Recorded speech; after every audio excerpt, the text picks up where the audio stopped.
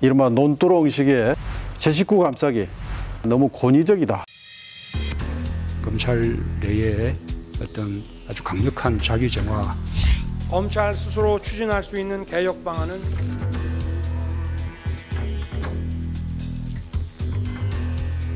검찰 스스로 셀프 개혁이 가능할지 오늘 좀 알아보도록 하겠습니다. 검찰 내부의 속사정을 누구보다 잘 알고 있는 분을 오늘 모셨습니다. 자, 이건태 변호사님 어서 오십시오. 네. 우리 이건태 변호사님은 검사 생활을 20년 이상 하셨다는 얘기를 들었습니다. 경기도에 있는 고양지청장을 마치고 지금은 부천에서 변호사하고 있습니다. 제주하고 울산에서 차장검사를 했고 인천지검 1차장 검사했고 또 법무부에서도 근무했고 특수검사도 했습니다. 이런 말씀 드린 이유는 오늘 두 분의 질문에 대해서 제가 충분히 대답할 수 있는 경험을 했다. 개혁이 도대체 왜 이렇게 어려운 것인지 오늘 키워드로 준비를 해오셨다는 얘기를 들었습니다. 예. 네, 첫 번째 키워드 공개해 주시죠. 검찰이 가지고 있는 고난입니다. 변호사님 조금 더 재밌게 하셔야죠. 첫 번째 키워드는 고난입니다. 이렇게 딱 하셔야죠. 다시 한번 하겠습니다. 네, 이 다시 준비하는 한번 사람 얼마나 고생했는데요. 네. 다시 한 번만 좀 부탁드리겠습니다. 첫 번째 키워드는요? 검찰이 가지고 있는 고난입니다. 네. 잘 하시잖아요. 됐습니까? 네. 검찰의 권한이요? 예. 네. 어떤 의미죠?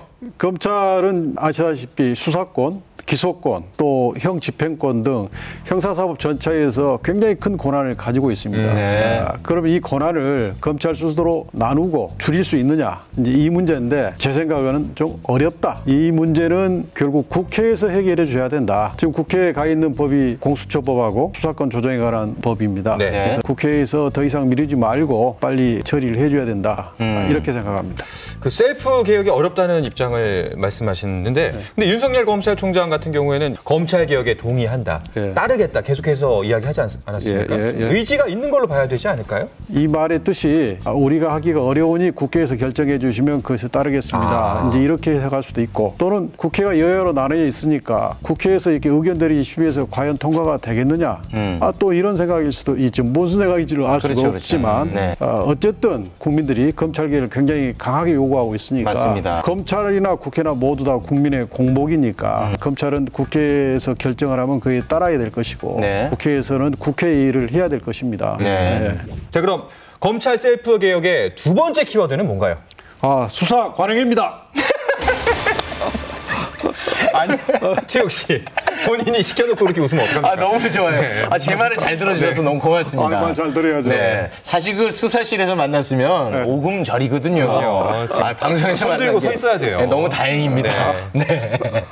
자, 수사 관행을 두 번째 키워드로 준비하신 이유가 무엇입니까? 다들 기억하고 있겠지만 노무현 대통령 그 수사 때 이른바 논두렁식의 네, 그렇죠. 그걸로 인해서 있지도 않는 그 사실이 막 보도되면서 네. 결국 노무현 대통령이 그 모욕감을 참지 못해서 운명을 달리하셨지 않습니까? 네. 근데 그렇게 잘못된 수사 관행이 여전히 해소되지 않고 근데 심야 조사라든지 피의사실 공표라든지 별건 수사라든지 장시간 조사라든지 이런 관행이 여전히 있습니다. 네. 그래서 이 수사 관행을 개혁하는 게 굉장히 중요한 부분입니다. 그래서 이걸 두 번째 키워드로 잡았습니다. 네. 그 솔직히 뭐 다 지난 일이니까 우리 변호사님도 특수부에 계셨고 네. 하지 않았습니까? 인권을 유린하는 측면이 좀 많이 있었죠. 과거에 많이 있었고 네. 이 부분을 개선을 하더라도 네. 이 수사 관행이라고 하는 것이 늘 인권 보호보다는 점점 수사 효율 쪽으로 가버리게 됩니다. 그렇지. 그래서 그런 문제가 있습니다. 일선에서 일하는 분들은 이제 효율성을 이야기할 수밖에 없잖아요. 예. 그런 면에서 봤을 때 이 수사 관행에 대해서 검찰 스스로 셀프 개혁이 가능할까요? 지금 윤 총장님도 이제 수사 관행에 관한 검찰 개혁 방안을 몇 개를 발표하셨잖아요. 네. 네. 그 내용은 다 좋은 내용인데 다만 이제 제가 좀 아쉬운 부분은 그 개혁 방안을 발표한 게 대통령께서 수사 관행에 대한 개혁 방안을 마련하라 지시를 한 다음에 발표를 했습니다. 네. 그러니까 그 전에 검찰 스스로 개혁안을 만들어서 발표하고 또 그 개혁안을 만들기 전에 그런 기구를 미리 만들고 그 기구에서 방향도 설정하고 그 방향에 맞는 구체적인 계획을 발표했으면 더 좋았겠다는 생각이 들고 네. 또 한편에서는 그 당시 법무부에서 개혁 방안을 발표를 했지 않습니까? 그래서 거기에 대해서 맞불놓기식 개혁 방안 발표 아니냐 하는 의구심도 있습니다. 네. 이 부분은 대검이 발표하는 그 개혁 방안들의 진정성이 매우 중요합니다. 네. 그래서 그 진정성이라고 하는 것은 이걸 제도화해서 네. 다시는 거꾸로 가지 않도록 불과역적 개혁 그렇지. 이렇게 되도록 해야 됩니다. 아, 네. 좋습니다. 우리 변호사님 인기가 지금 굉장히 많이 올라오고 있습니다. 그렇습니까? 네, 너무 착하시고 네. 재밌으시고 설명 잘하신다고 혹시 고맙습니다. 법무부 장관 해볼 생각 없으시냐고 어떻게 청문회 좀 준비하시겠습니까? 그런 내용까지 거기 안 나왔지 않습니까? 네, 잘하시네요. 네. 너무 잘하시네요, 진짜. 자, 그럼 세 번째 키워드는 무엇입니까? 검찰의 조직 문화입니다. 나가셔도 될 것 같아요. 법무부 장관. 네. 검찰의 조직 문화. 예. 어떤 의미에서 이 키워드를 선정하셨습니까?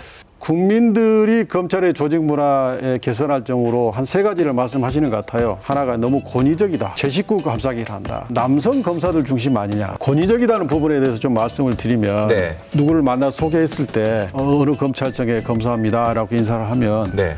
이건 무서운 분이네요 이럽니다. 아, 그렇죠. 근데 이 말은 결코 좋은 말이 아니거든요. 맞습니다. 검찰청에 대한 국민의 시각이 어떤지가 묻어 있는 거 아닙니까? 네. 그래서 이 부분이 개선돼야 됩니다. 검사들의 조직 문화를 좀 간단하게 설명해 주신다면 어떨까요? 검사는 부 중심으로 생활을 합니다. 네. 이제 거기에 이제 소속된 검사가 한 5, 6명 이렇게 있는데 거기는 이제 초임 검사도 있고 네. 연차가 이제 근 10년 된 고참 검사도 있습니다. 근데 초임 검사가 들어오면 부장 검사가 하나씩 다 가르칩니다. 소설을 작성하는 방법, 결정문을 쓰는 방법, 피조사제를 대하는 방법 모든 걸 다 가르칩니다. 하나부터 열까지 다. 예, 거의 스승과 제자시로 되고 그 어려운 일 있으면 늘 찾아가서 묻고 답을 듣고 점심도 같이 먹고 야근 많이 하니까 야근도 같이 하고 자연스럽게 한 식구 같은 그런 관계가 형성이 됩니다. 이 조직 문화가 장점도 있지만 문제가 생겼을 때는 제 식구 감싸기가 될 수밖에 없는 그런 단점도 있는 겁니다. 이 조직 문화, 이 단어 자체에서 문화가 들어가는데 네. 이 문화는 사실 고치기가 쉽지는 않거든요. 그렇죠. 이건 정말 부단한 노력이 필요해 보입니다. 그렇습니다. 이게 이제 과거에 이제 검찰에 폭탄주 문화가 있었고 낯술 문화가 있었습니다. 네.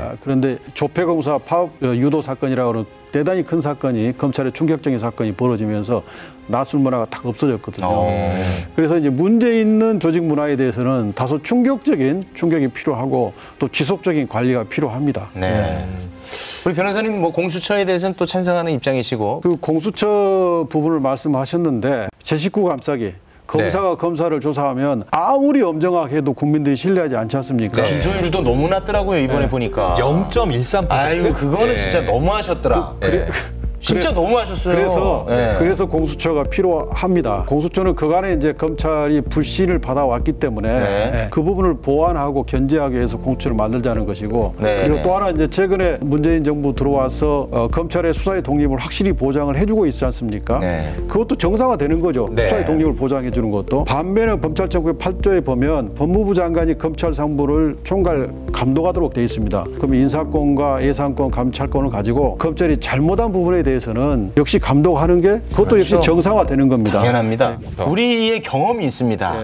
그 검찰이 너무 저항이 심했던 경험들, 검난이라고 해가지고 그 검찰에서 또 저항하고 막 그런 역사가 있지 않습니까?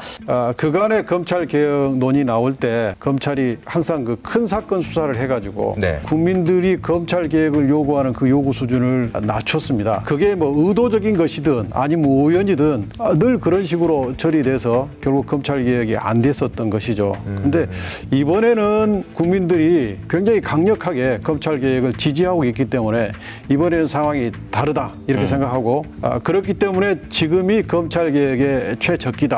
과거와는 다르다. 저는 이렇게 생각합니다. 이번만큼은 정말 조직적으로 저항하거나 그럴 일은 없을 것이다라고 확신하시는 거죠? 왜냐하면 제일 중요한 것은 국민의 지지입니다. 근데 지금 국민이 검찰 개혁을 지지하고 있기 때문에 이런 상황에서 국회에서 검찰 개혁 법안을 통과시키더라도 검찰에서 강력하게 반발하기 어려울 거로 봅니다. 아마 보게 되실 거예요. 괜찮아? 어차피 볼 거 하루라도 일찍 봐주세요. 좋아요? 한밤의 시사 토크 더 라이브.